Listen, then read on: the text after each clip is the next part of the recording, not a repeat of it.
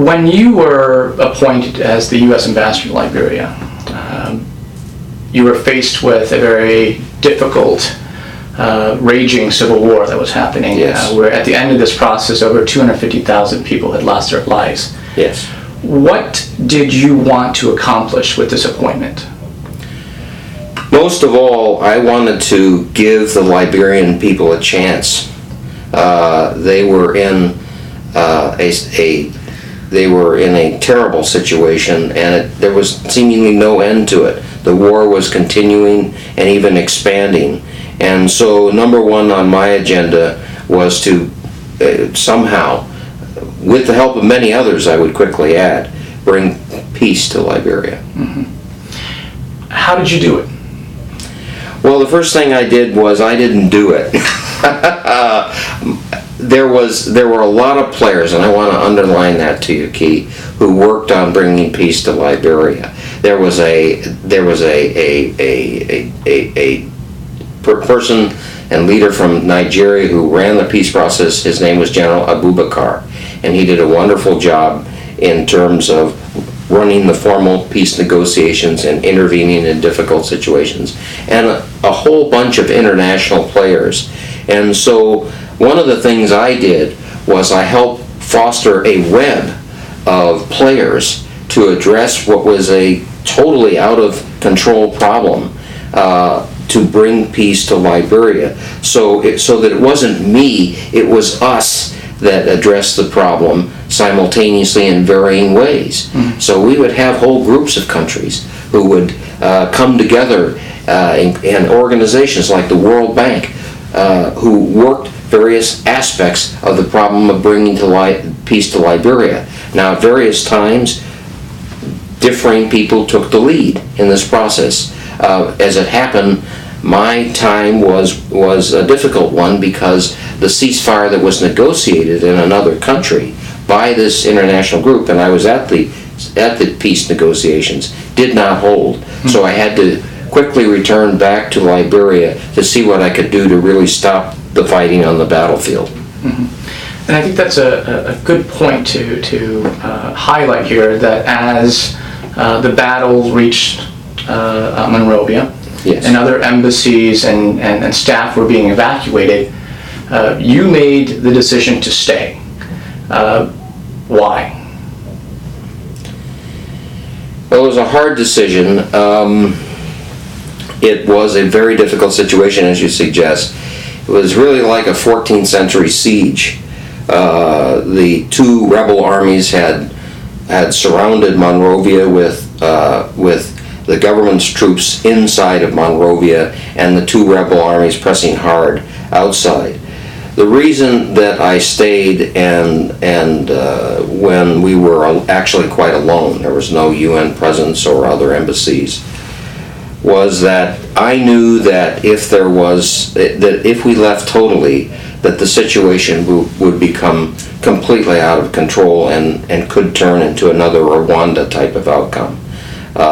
And the U.S. has a great historical relationship with Liberia, and I knew that if I stayed, there would be ways that I could inject stability into the fighting and possibly end it, and possibly get out there and talk to the rebel commanders myself, who were not really taking orders from their political chain of command. Mm-hmm. So I had to get out there. We had to endure a lot. We very unfortunately lost a lot of internally displaced people on our grounds. There was heavy mortar fire that rained down upon the embassy and the grounds, as well as machine gun fire for weeks. And the reason we didn't leave, and it was a collective decision, one made with my people, a small number of people, was that we knew the consequence of that would be catastrophic in terms of continuing the war and complicating the war and even expanding the war. And we would expect that as the rebels moved into the city, if that's what happened, the international peacekeepers, who were African peacekeepers, would become involved in the fighting, and the rebels would take retribution against many of the people in Monrovia itself. And the war would continue because the government troops would have no and the militias really would have no place to go but to fight on.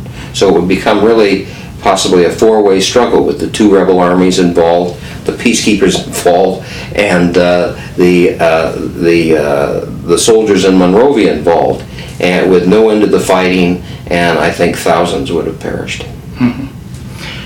With your core staff support to carry on with this mission, how did Washington react to this decision? Well, it was interesting because Washington was of varying opinions about what we should do. There was, of course, great concern about our situation, which was dangerous. And there was also concern about the level of involvement of the United States. Particularly, as you remember, Keith, this was a time when the United States was indeed very involved in Iraq, and that involvement was accelerating. So there was concern about being involved someplace else simultaneously, and also quite a debate about the significance of our remaining in Liberia. So in the last analysis, this debate internally within the U.S. government went all the way to the top, and the decision was that I would decide whether to leave or not.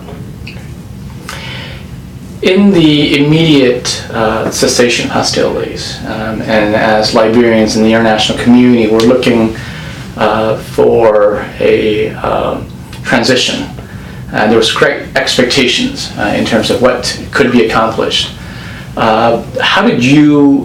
What approach did you take to facilitate this peaceful and democratic transition of government in Liberia?